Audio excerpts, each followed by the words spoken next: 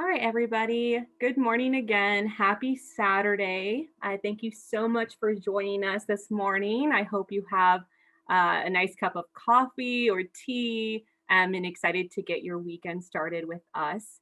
I am so happy to see you all and welcome you to our first park bench chat. So you are all officially VIPs in my book for attending our first park bench chat for our Cool School Neighborhood Parks program. So to start us off, again, a big welcome to our first park bench chat for Cool School Neighborhood Parks. We are so excited to begin our Saturday with you and celebrate our inaugural group of Cool School Neighborhood Parks. My name is Elise Delia Alvarado, and I'm the program manager for the Cool School Neighborhood Parks program here at the Trust for Public Land. And we're so happy to welcome our partner in this program, Texas Trees Foundation. Here with us is my wonderful colleague, Samantha Bradley, to talk about their work and the Cool School Neighborhood Parks program.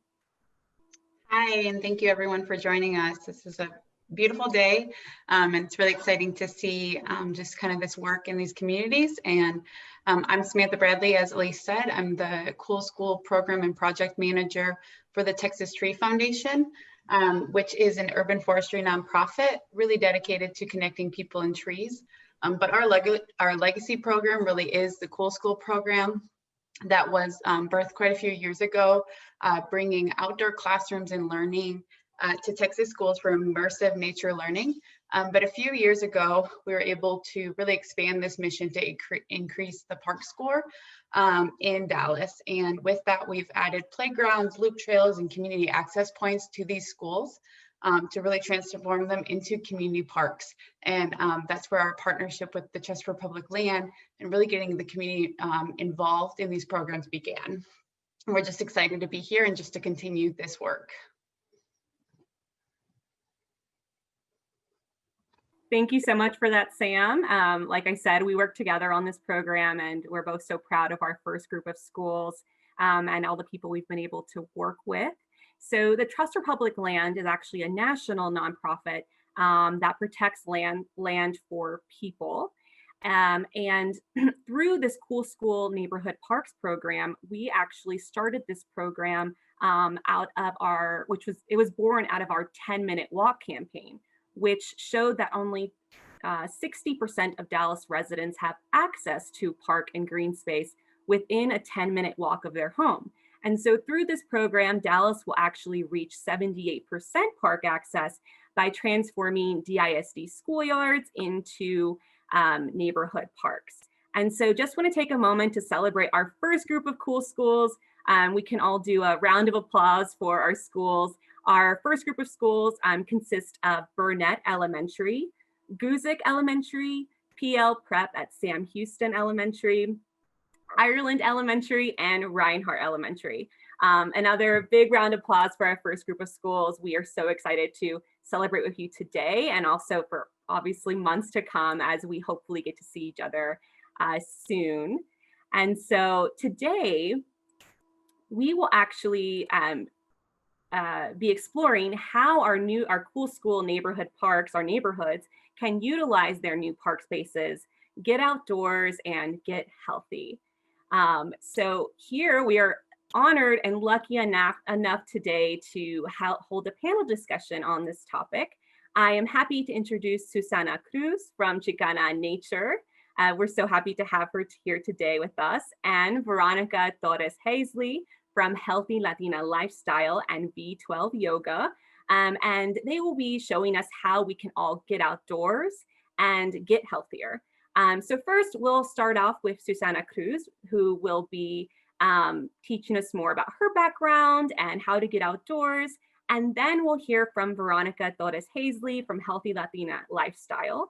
And so if you do have any questions for the panelists, Molly is actually on the line. She'll be monitoring the chat box. And so feel free to shoot her those questions and we'll ask them right after their presentations and introductions.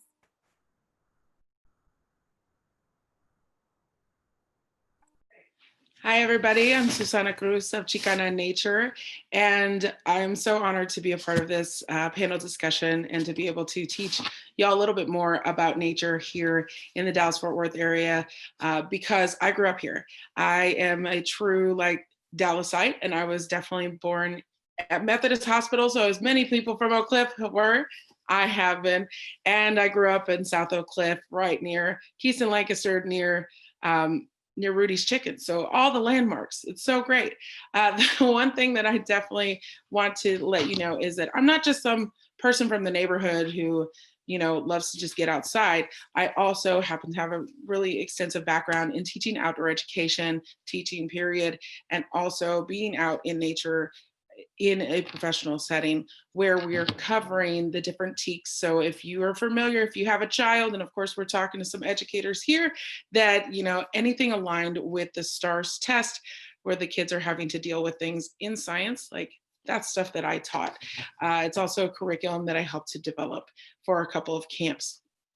With that said, I am excited to talk to y'all a little bit more about things that you can find right now.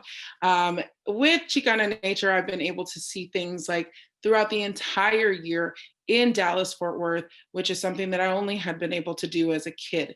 So I'm going to share my screen right now and show you this presentation. So we're going to be talking about winter finds. And here we go. Oh, excuse my technical difficulty. I am going to be 40 soon, and that shouldn't be an excuse, but it is. So I'm just going to use it as one right now. All right, so if you see, we're going to talk about our winter finds. And for those of you who need bilingual, I do have that here so that you can see it in Spanish, but we are going to talk about that. So I'm just going to forward, and we're talking about what we can find in Texas during the winter time. And because of global warming being a thing, we're going to see a lot more than we typically would anywhere else. So I like to talk about deciduous trees and conifer trees. And they're the two major types of trees. And yes, there are trees within those trees. They're semi-deciduous and they're semi-conifer, but mostly semi-deciduous. But the way that you can tell these trees and tell them apart is that the deciduous trees, I got my little arrow right here, my little dot. Deciduous trees are those trees that have their leaves fall off during the fall and winter. They change colors and then they fall off. They also produce fruits and nuts.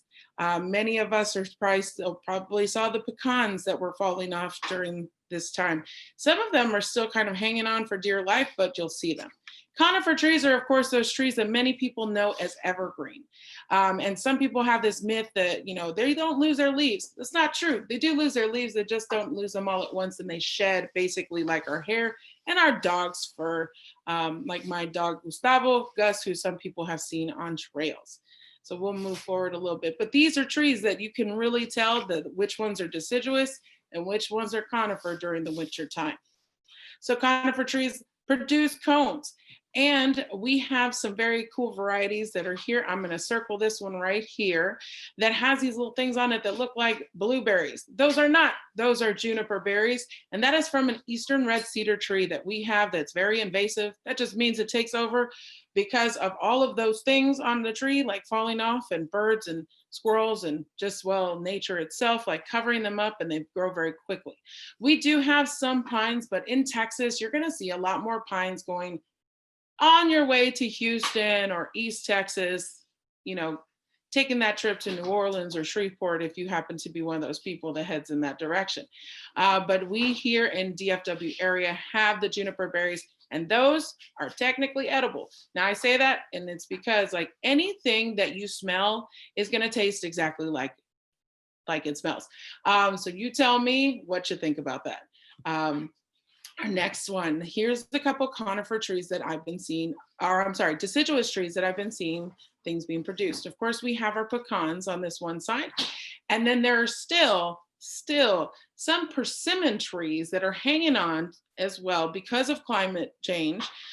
Persimmons are a native plant here, and they are edible, both of course pecans as well, and any acorns that we see. I did have a child send me a video and asked about a giant acorn that looked like it had a nest around it. Well, that was a bur oak tree, and those are edible as well.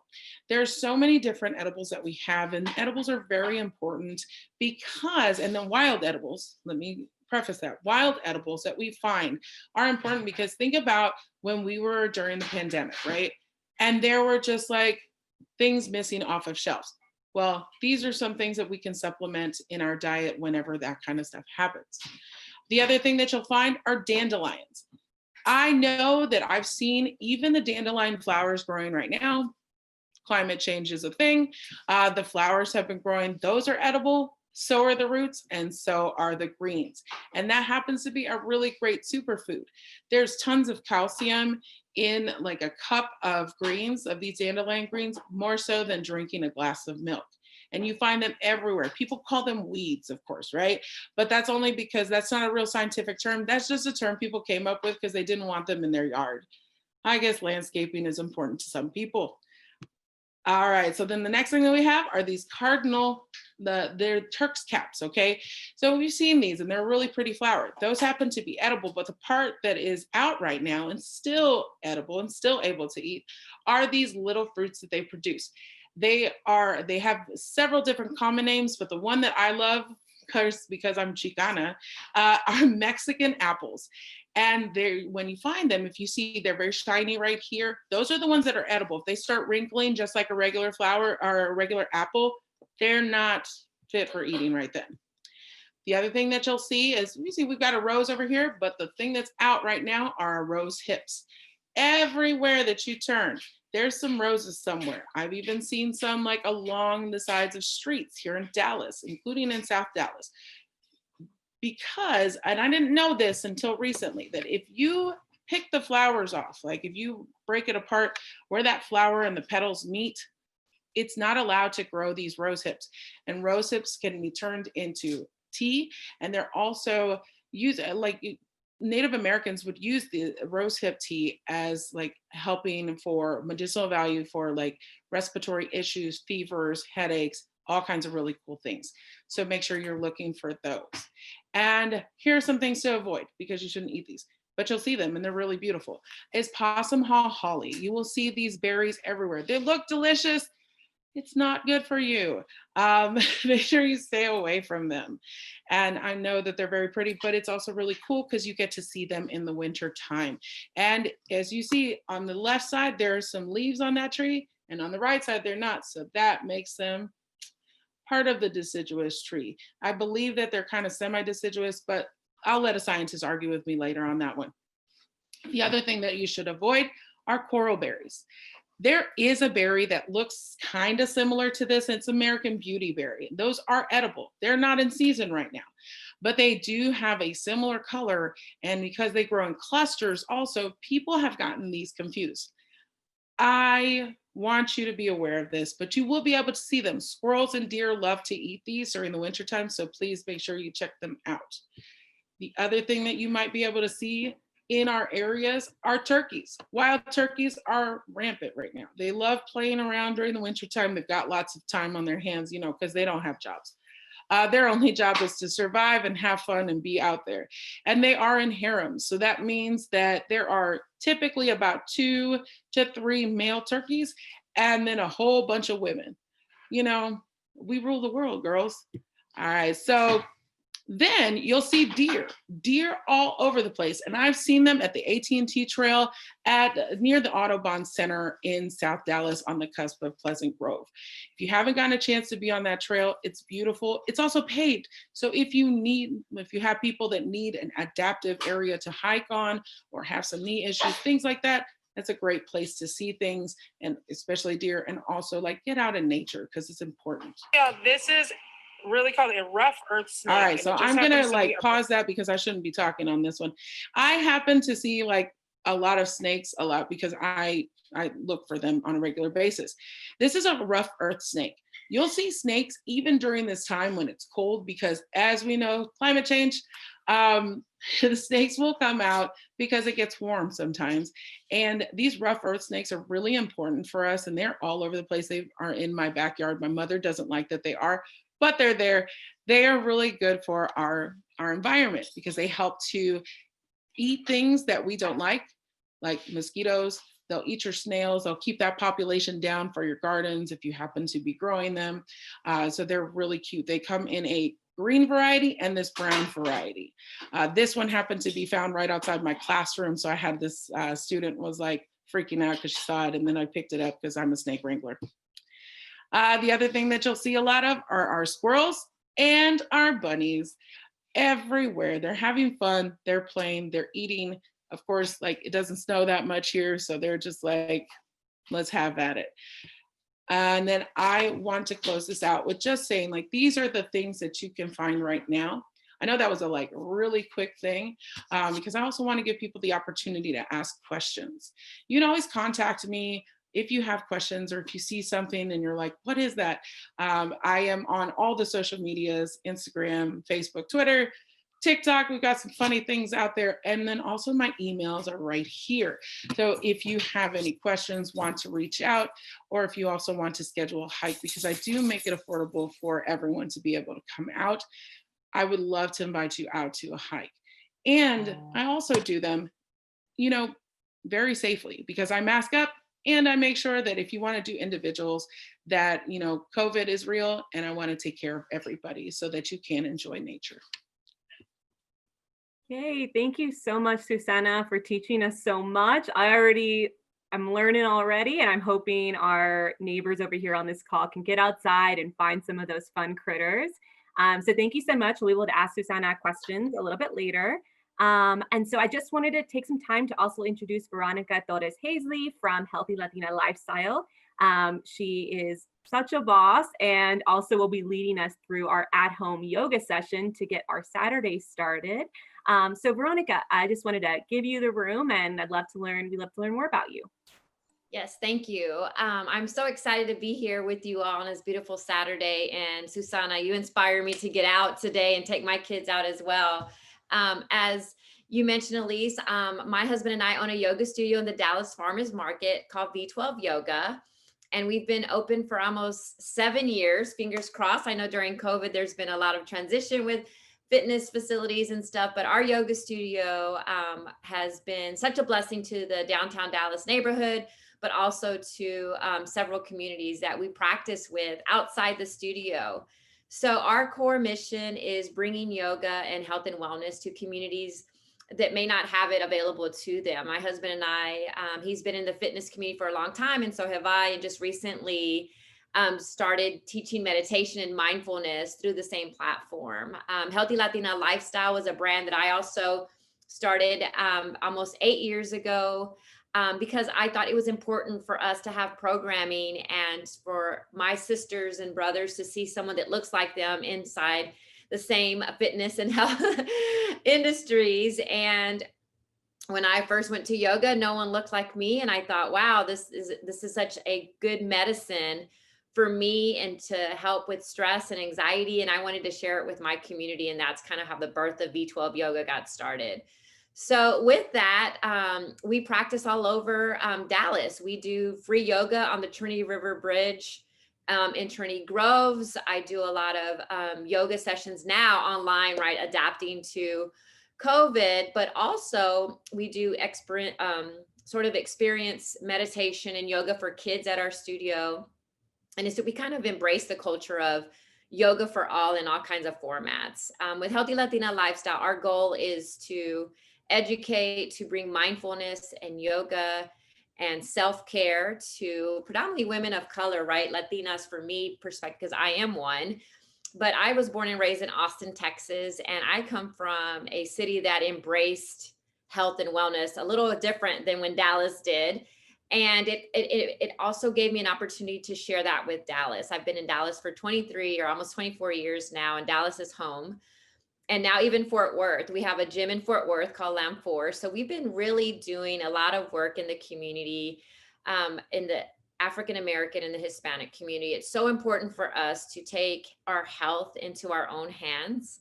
And we can do that free. There's no cost for that. You can do it in your backyard, as Susana mentioned, in the parks in Dallas. And if you take a look at Healthy Latina Lifestyle on Instagram, you'll see how we practice this and how we live that. We become sort of advocates for our children. And for me, holding myself accountable is by doing things like this and talking to communities about the importance of owning your health and how your health is your wealth. It's really investing in yourself and not feeling guilty about it. Self-care is not just pampering yourself. Self-care is really being intentional with what you're doing with your mind, body, and your heart. And I'm hoping that the practice that we're going to show today showcases a little of that. We filmed this earlier this week, but it was a great opportunity for you to explore the parks in Dallas and wherever you're at. I think it's just an amazing way to connect with your environment and your community. And I'm hoping that you enjoy the practice that I will be experiencing and sharing with you guys today. Thank you, Elise. Thank you, Veronica. And so now I'd love to ask, both of you some questions, talk through how we can get outdoors more. You gave us a few ideas. Again, if y'all do have any questions, please feel free to put them in the chat box and I'll be sure to ask our wonderful panelists. And so really the first question I want to dig into is what do you think are the main reasons why people don't use parks, trails close to home? Did you want me to, or I don't know, I can, you can start. I know for me, when I first, bought my first house, I lived in Frisco and I didn't find an identity there in Frisco. And I wanted to move closer to the city. In Oak Cliff, where I live in Wynwood North, is an area that I just fell in love with. And I just found, I talked to the neighbors and the people, no one really walked around because we had like this stray dog issue. I would see women running in our neighborhood with sticks and walking with sticks. And I was really trying to be investigative on why we didn't have resources that I'd seen up north, down south, and I started to get involved in the community. I think one, people don't know, Dallas is building all these beautiful parks and state of the art, whatever, but the programming is so important. It wasn't inviting to me. I think that the exploring part is on us as neighbors and as people who live in the city and residents.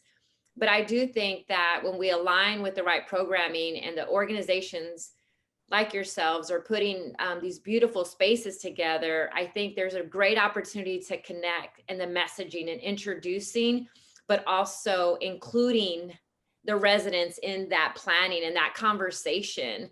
For me, I love when I'm asked, for input on what the park should look like, what my kids want to see, or what me as a mom would be helpful. I go to Keys Park and I notice I can't take my dog because there's no water for the dogs there. Like, there's little small things like that matter, but it starts with conversations like this. So I invite, especially during COVID, people are wanting to get out of their house, just to take hikes in your neighborhood or take a walk and get to know your neighbors. It's as easy as walking around the block and being friendly, or having a beginner's mind. For me, I use that in yoga a lot. Having a beginner's mind is just going in with the opportunity of exploration. Yeah. Yeah, I think a lot of us can relate to a lot of those reasons that you mentioned in terms of why people aren't using nearby parks and trails, and something here we're really passionate about here at TPL. And so I'll throw it to you, Susana, because I know your work is very much rooted in this, but curious, how can we make these places, whether they be trails, parks, green spaces, how can we make them more welcoming for everyone? I think really like advertising and making sure that if we're doing some kind of advertising for people of color, then we're doing it with people of color and in the voice of them, right? That's been a lot of like what has deterred people. It's the fear. It is our fear of being out in the unknown. If we don't know that there's a park that's there, if we don't know what's like coming on the trail, then we're not going to sit here and we're not going to go out in that space. Historically, like we want to protect each other, like as people of color and within even our own subgroups, because of the history of how gross people can be, and then how not inclusive it can be. The whole like outdoor field, and even in the camping world that I was a part of, was really geared towards people that have lacking melanin. And in order to get our people wanting to be out there, like there has to be some voice that looks, sounds, and is more relatable than somebody that doesn't, because it's going to stop everyone from going out. And then of course, like Veronica, you talked about the fear of like stray dogs, because that's a real thing. The fear of like, you know, there have been like, we live in, I'm from South Oak Cliff, where there also like, there's not a lot of parks that are close by. I'm glad that, you know, Texas Trust for Public Land is working on creating some in that space, because it's been needed. And we were like, Veronica, we went to Keys Park as kids because we had to drive somewhere to go out in a green space. And then like being just out in my hood, like as a kid, you would have other factors that would be involved with like, oh, we're not going outside unless it has to do with some lawn work, and you know, we're going to go right back inside or head out somewhere else. So we really have to be like mindful of that for our community. I'd like to add, if I can, you just made me think of something, Susana. Like even in my neighborhood, we don't have sidewalks, and I just didn't think about that. Even the lighting, the street lights, you know, I'm like, oh my gosh, like we don't have sidewalks, we don't have street lights. So the resources, those are small things that I've noticed, but they're big things, right? For a mom with a stroller or me and having my 2 daughters, you know, there's a lot of security issues that have not been addressed from that perspective too. Yeah. Yeah. And I will say those are all things that we hear in our work as well. I'm sure a lot of our cool school friends who work at our schools share a lot of those opinions, and definitely we hear very similar feedback. And so thank you so much for giving us such wonderful insight into your own experience in the city and how we can make parks more inclusive. Vicky actually has a really wonderful comment in the chat, if everyone can see it. Just a comment about how she lives in Far East Dallas. I know that folks would use trails and parks if and when they are available. The issues are in Fed are that although we are half a mile from White Rock Lake and Samuel Graham Parks, there's no way to safely access them without driving. I will say that that's a comment that we hear a lot, especially within our 10-minute walk campaign that I mentioned at the beginning of the call, is making sure these parks are not only there, but what's the point if they're not able to easily get to them and enjoy those public spaces in their day-to-day life? So hoping we can all work towards that. And also I'll ask just one final question before we wrap up for our yoga, wonderful Saturday morning yoga, is really call to action. What is our homework? What do we need to do to get outdoors more? Any advice or activities you think we should be doing to not only for ourselves, but family, friends, students, kids in our lives, to just get us outdoors more and to help us lead healthier lives? I'd like to start that. I think it's the messaging. You know, have to hear about COVID ways that help strengthen your immunity is by going out in the sun, you know, like drinking water. There's so much messaging on the fear, the cover up, don't go, don't do, but encouraging that messaging, and for us to be advocates and set an intention and say, we're going to talk about how amazing the sun is for that, right? Like vitamin D, and like grounding to the earth. Like you talk about all these amazing plants and stuff like that, like plants are healing. And I think that I know from this conversation, my intention is to talk about more on how that connection to outdoors is really good for the soul and the spirit, and even for our health, right? From a perspective that's not being communicated. So I want to take on that accountability of using the positive of how even fresh air sounds so trivial, but that helps kids with asthma and stuff, instead of keeping everyone closed in and afraid and putting the fear of, you know, contracting COVID. But backyards, or just even walking around, again, as I mentioned, around a block outside, you know. Yeah, I'm with you on that. Just the mental wellness is really important during this crazy time. Stay safe, everybody. Keep your distance, but definitely outdoors is medicine for a lot of us, and can be. All right, so my call to action is an activity that I'm having everybody do. I would love for everybody to pick 3 things, maybe out of the stuff that I've already mentioned in my presentation, or things that you might see on my Instagram or Facebook. Go out in your neighborhood, in your backyard, because a lot of the stuff is in your backyard. Take pictures of it, where you found it, and then, because I don't want you to cheat, I want you to make sure that you're getting out there, because there are pictures of this online. I want you to get out and see it for real and experience it, touch it, smell it, unless it's poison ivy, be careful, but make sure that you are taking pictures, sending it to me via email or on Instagram or Facebook Messenger. And then you also need to follow, I know this is a lot, this is a whole lot, but I want you to follow Healthy Latina Lifestyles, Oak Cliff Veggie Project, and me. And you have to take a screenshot of these things that you're following and send it all to me. And the winner, I'm going to put y'all all in a raffle because it's not going to be the first person because I know a lot of people might jump on very quickly.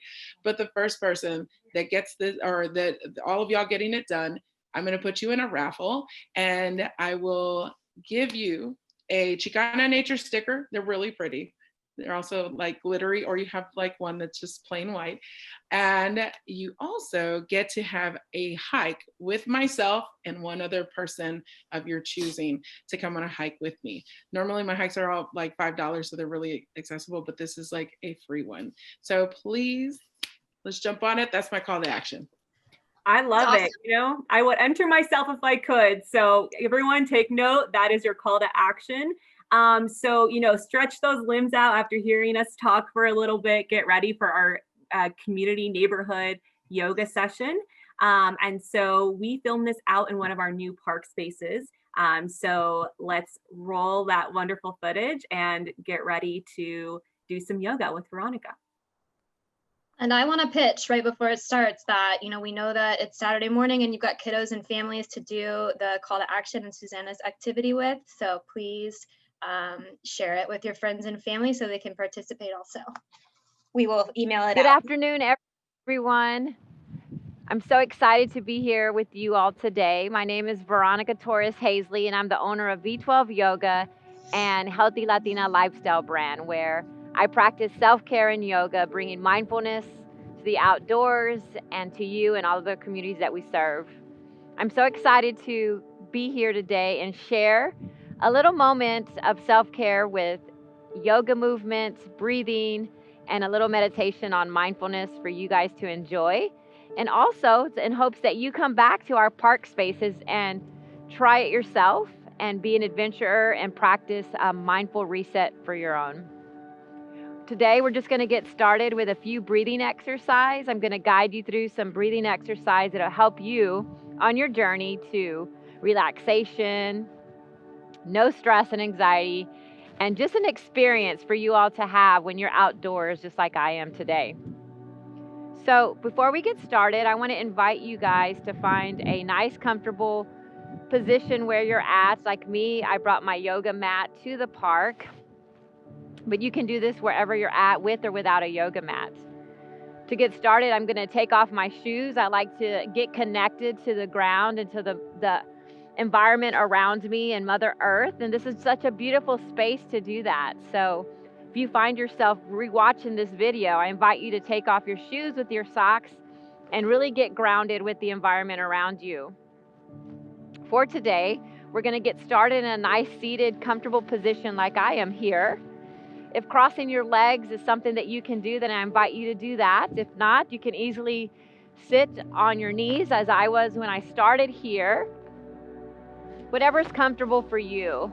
And knowing that moving and mindful stretching and yoga, it's all about your comfort level. You should never experience pain when you're practicing yoga.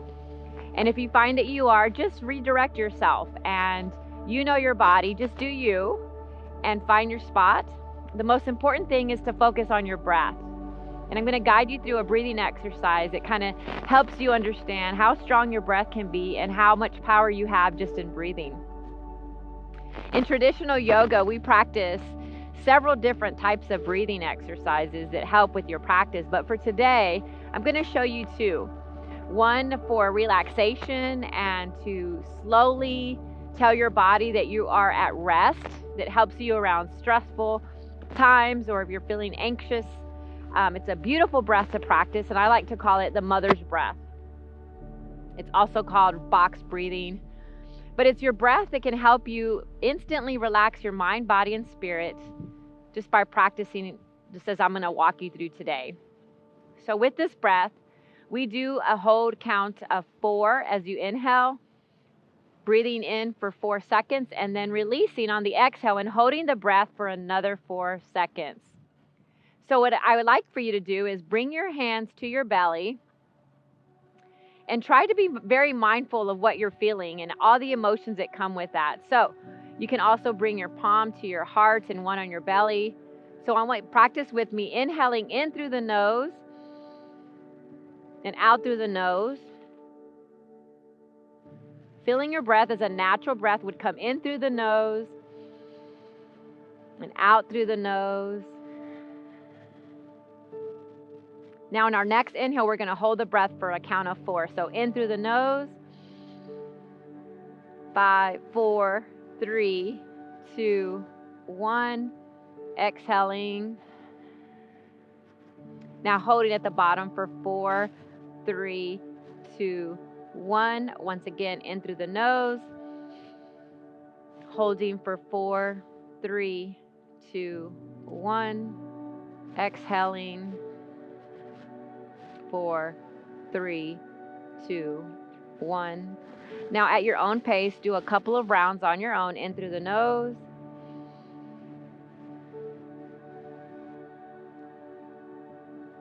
Exhaling. Holding for 4, 3, 2, 1. And if you want an incredible experience, closing your eyes, breathing in, holding for 4, 3, 2, 1. Exhaling. 4, 3, 2, 1. Now open your eyes and come back to your natural neutral breath. Now noticing the difference already, that is the most powerful breath that you can practice. Again, I always tell my friends and family when they are experiencing road rage or perhaps are some anxiety-stricken workplaces or whatever is causing you stress, that's a breath that brings you back to relaxation. I'd like to reference it as the mother's breath because it's just as much as if you would, as a child, hold close to your mom, or if you're a parent yourself and you hold your child. It's so loving. But for today's yoga movement practice, I'd like to also teach you about another breath we use at the yoga studios. And actually, it's a natural breath that actually gets the energy in your body going. It's called the Ujjayi breath. So Ujjayi breath. So it's honestly compared to a Darth Vader breath because it sounds like Darth Vader for all you Jedi fans. And it merely is, it's an inhale in through the nose and an exhale out through the nose, but there's a constriction in the back of your throat. So you would inhale in and exhale out through the nose with a little force. Inhale in.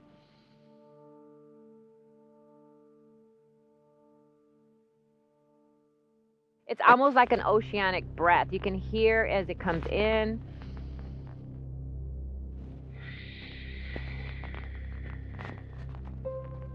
Pushing out through the nose as well. Now let's practice together. Inhale in.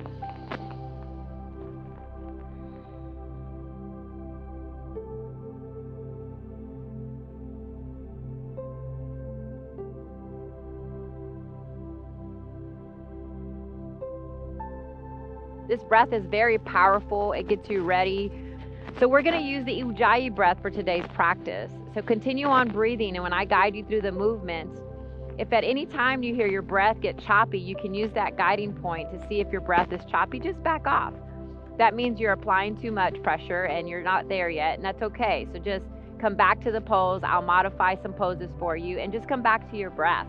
That Ujjayi breath, or even the mother's breath, can get you back settled in so you can restart back into the practice. So now that you know your breathing exercises, let's go into our movement. So like I am seated, also find yourself seated here. Now that if your legs are crossed, I invite you to kind of come where I am with your knees, sitting nice and strong, having your feet down on the ground. The most important thing about practicing yoga is about the experience, and even more so when you're outdoors in a park like this. You don't want to cheat yourself out of this amazing experience of all the elements that are outside. That of the sun and the warmth on my face, or even the wind that you may hear in the background. That's just another way to experience mindfulness in your practice, by just acknowledging that all these things are happening around us and it's okay to embrace them.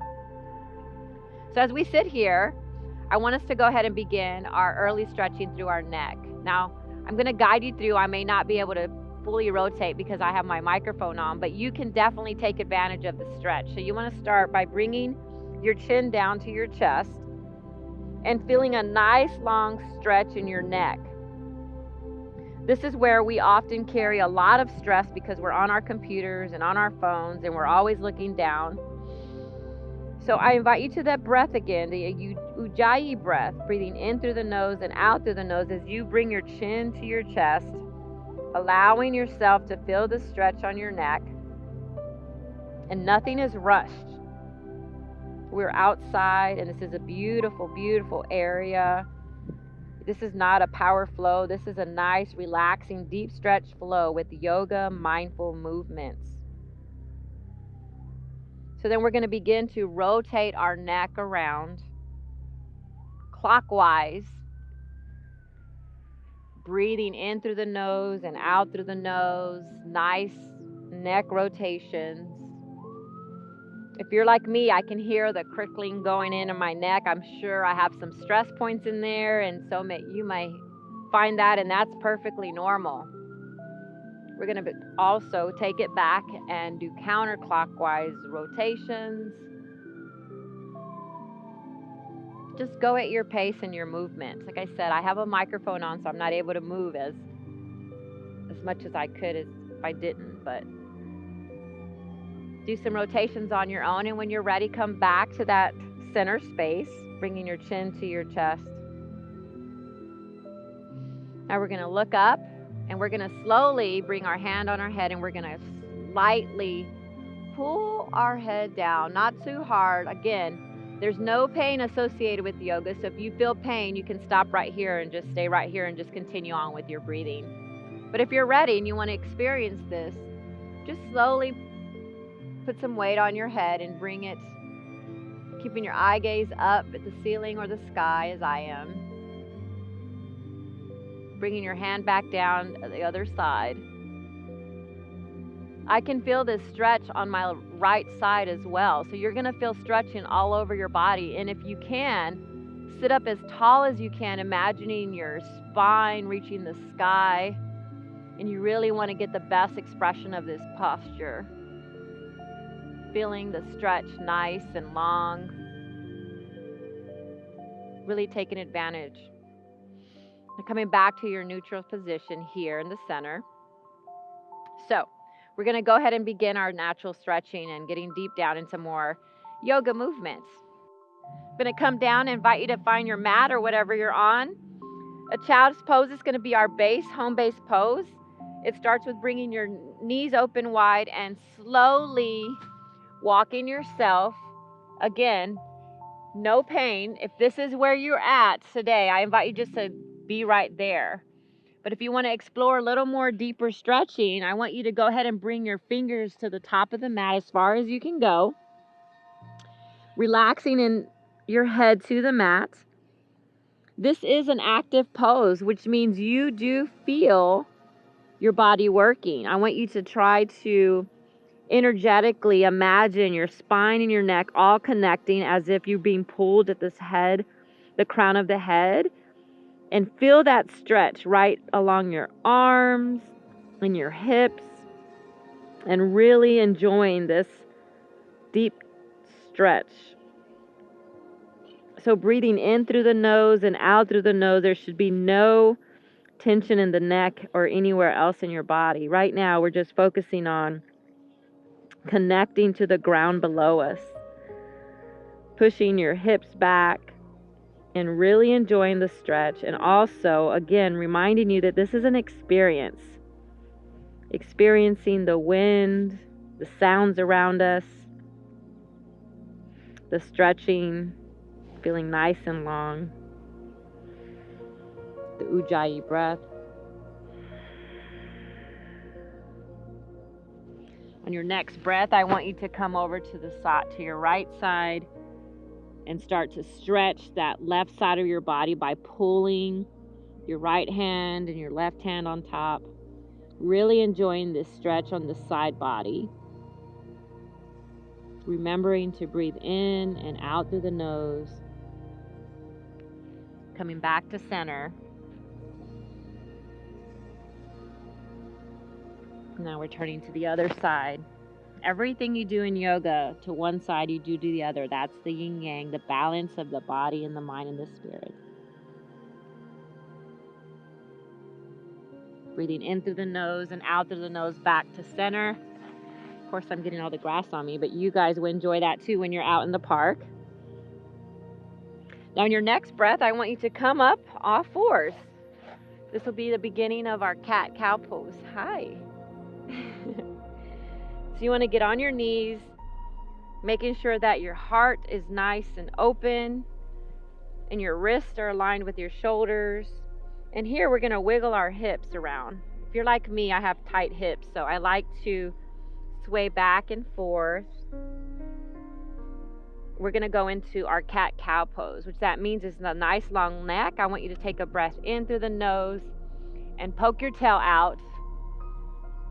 In your exhale, you want to suck your stomach in just like a Halloween cat.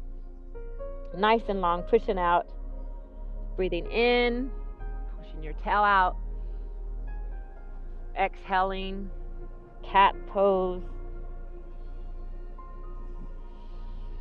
And just go at your own pace on a round of cat-cow. You can really feel this stretching going on in your hips and your back.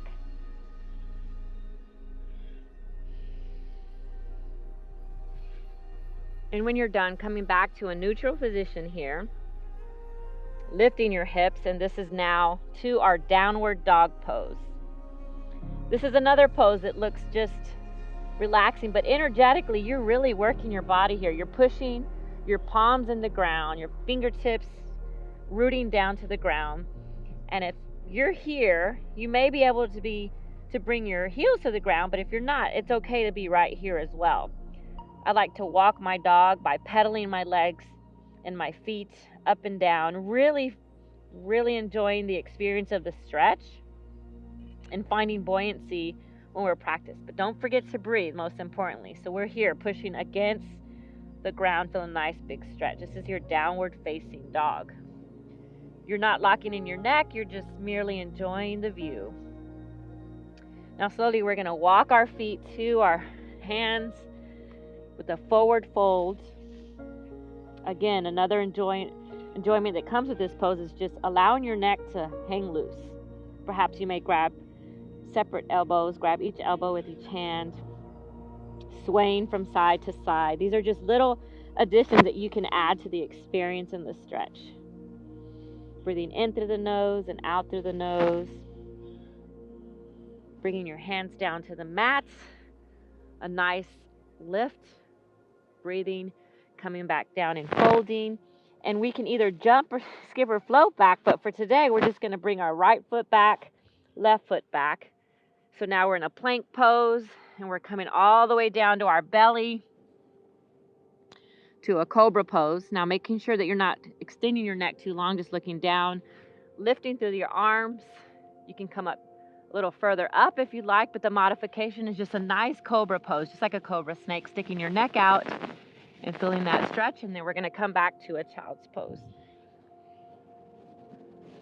Same thing, stretching your arms out wide, closer to the top of the mat, hips back. And then we're going to come back up to your downward facing dog. So I'm going to walk you through another little small flow, and then we're going to come back down to the mat. So I want you to lift your right leg up here. Slowly bring it through your hands, getting nice and long. Here's another opportunity to stretch your leg out. Looking up. Come back down, bring your palms to the mat. Now I want you to bring your left leg to meet your right. Forward fold. Come up nice and strong, taking in all this beautiful energy that we accumulate, bringing your palms together at your heart center. Let's take a moment here to breathe for a few breaths. And out through the nose. Inviting you to set an intention. An intention is your desire, your deep rooted energy desires for yourself, for this practice, for this moment. Maybe your desires to experience joy. Maybe it's to become healthier, have peace. I like to take in all of the energy around me and just take a moment right now to go inside and set an intention for my practice. Breathing in through the nose and out through the nose. Now open your eyes, bringing your arms out wide, grabbing all the energy, coming back down to a forward fold, bringing our legs back to the plank position. Chaturanga down, cobra pose here, back into your downward facing dog. So once again, whatever you do in your stretching and yoga, you want to do the other side. So we're going to bring our left foot up, bringing it through between our hands, stretching out our leg, perhaps straightening out our left leg, getting some nice stretching here, being mindful of all the things that are happening in our body, but also taking in the opportunity to get nice and loose and stretchy. Perhaps looking up, folding down, bringing your right leg to meet the left, forward fold, lift, fold down. You might want to grab your calves here, getting a little deeper in your stretch. Coming back up, inhale in, take all your energy, bring your hands to your palm center. Again, taking in this beautiful experience. Palms back up, forward fold down. That's our flow, legs back, down to your belly. Cobra pose, back down to your child's pose.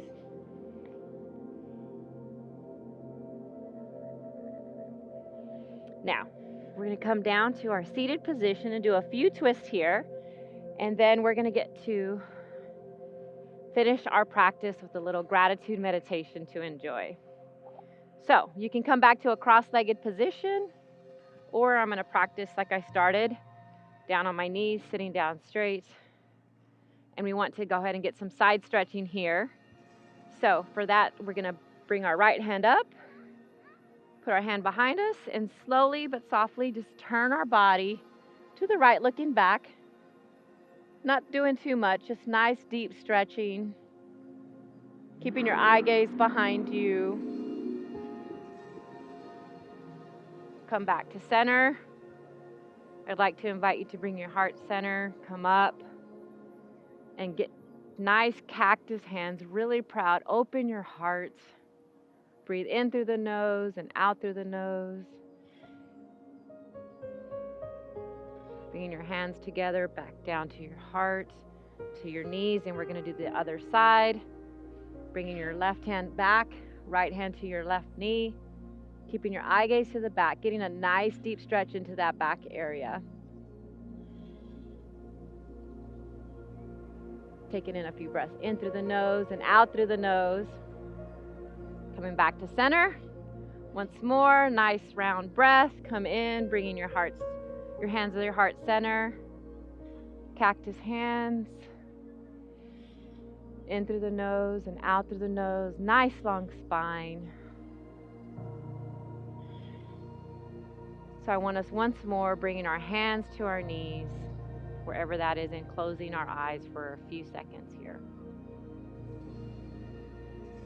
Reminding you that these moments come to you at any time. It is an amazing experience to come to the park in our neighborhood and practice a little bit of yoga movement and gratitude. So for our closing, I'd like you to close your eyes, find your breath. In through the nose and out through the nose. And I want you to see if you can bring your awareness to the elements around you. Perhaps you can hear the birds chirping. You can hear kids laughing or crying or playing. Perhaps you can feel the wind on your skin. your dogs barking. Becoming really aware of what you hear in your presence in this moment. Being mindful means taking a break, following your breath, and just allowing yourself to be present in the very moment. Now, I want you to bring to your mind's eye someone in your life that you are so grateful for. Imagine this person, perhaps visually imagine their face. What do they look like? Are they sitting or standing in front of you? Allow yourself to experience that emotion of how they make you feel.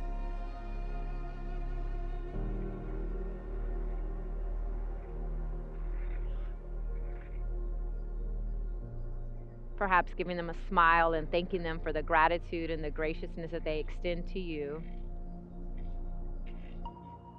Continue breathing in and out of your nose.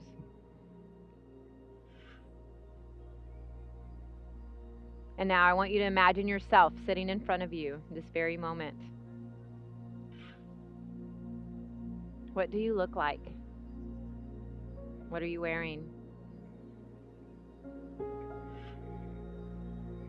Imagine yourself looking at yourself and expressing gratitude for showing up today, for allowing yourself to experience a moment of self-care, for breathing in new air into your lungs, for having a beginner's mind and trying something new, perhaps giving yourself a smile.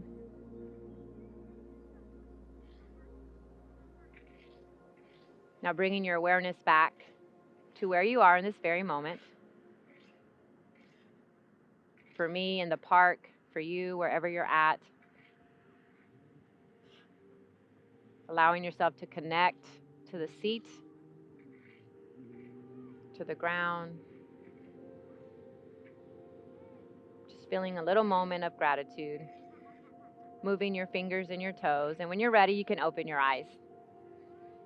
Thank you for joining me today. This is just another way for you all to practice mindfulness and yoga and movement in your local neighborhood, in your homes. I invite you to stay connected to our channel at V12 Yoga and also to the community. And replay this video if you'd like or share it with those that you love. I hope to see more of you out in the parks and enjoying the space that's out here for us to have. Thank you. Namaste.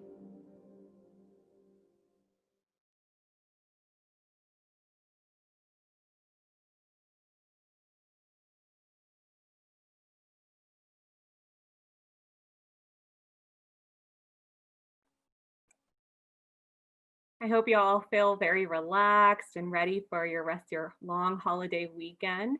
And like Veronica said in the video, we will be sharing this information with you to take it to your park, to use it with family and friends. And then we'll also be sharing with you more information about Susana's call to action to get out there and discover nature on your own. And so, if you want to learn more about our programs, please go to our Cool School Neighborhood Parks engagement pages, and the link will be in the chat. And also, we'll send it to you via email, or you can email me if you want to email me or talk to me about the Cool School Park program. You can email me at elise.alvarado@tpl.org. And thank you so much for joining us today on this call. If you are with our Cool School schools, you will be getting a special email from Sam and I with all this information to share with teachers and students. We want them to get out in their parks too. So please send that information along. And thank you so much for spending Saturday with us.